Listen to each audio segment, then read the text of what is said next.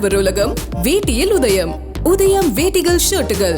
மும்பையில் ராட்சத விளம்பர பதாகை விழுந்து 16 பேர் உயிரிழந்ததன் எதிரொலியாக சென்னை மாநகராட்சியில் அனுமதியின்றி வைக்கப்பட்டுள்ள விளம்பர பதாகைகளை அகற்ற மாநகராட்சி ஆணையர் ராதாகிருஷ்ணன் உத்தரவிட்டுள்ளார்.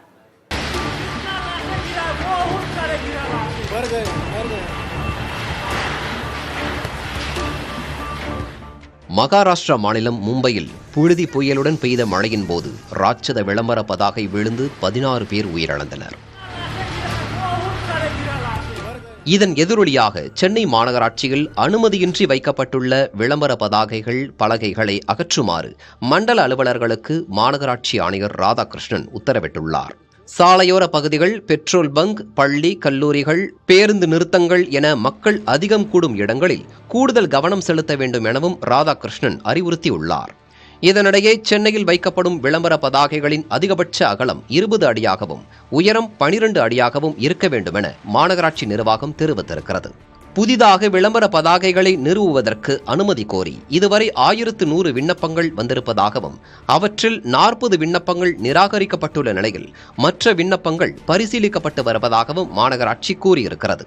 இதனிடையே மும்பையில் நடந்த விபத்திற்கு முன்பாகவே சென்னையில் அனுமதியின்றியும் விதிமுறைகளை மீறியும் வைக்கப்பட்ட பதாகைகளை அகற்றும் பணி நடைபெற்று வருவதாக சென்னை மாநகராட்சி ஆணையர் தெரிவித்துள்ளார். மும்பை சம்பவத்துக்கு முன்னாடி கூட இது எதுலையுமே நீதிமன்ற ஆணைகள் மற்றும் எதுவுமே உட்படாத எந்த ஒப்புதலின்றி இருக்கக்கூடிய சுமார் 460 விளம்பர பலகைகள் அகற்றப்பட்டுள்ளன. அந்த பணி தொடர்ந்து நடைபெற்று வருகிறது.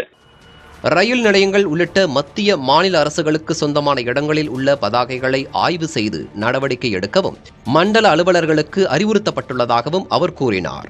மும்பையில் ஏற்பட்ட விபரீதம் சென்னையில் நிகழாமல் இருக்க மாநகராட்சியின் நடவடிக்கைக்கு அனைவரது ஒத்துழைப்பும் நிச்சயம் தேவை என்பதில் சந்தேகமில்லை.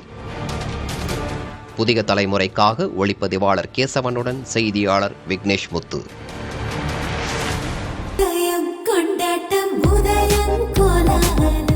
ஆடவர் உலகம் வேட்டியில் உதயம். உதயம் வேட்டிகள் ஷர்ட்டுகள்.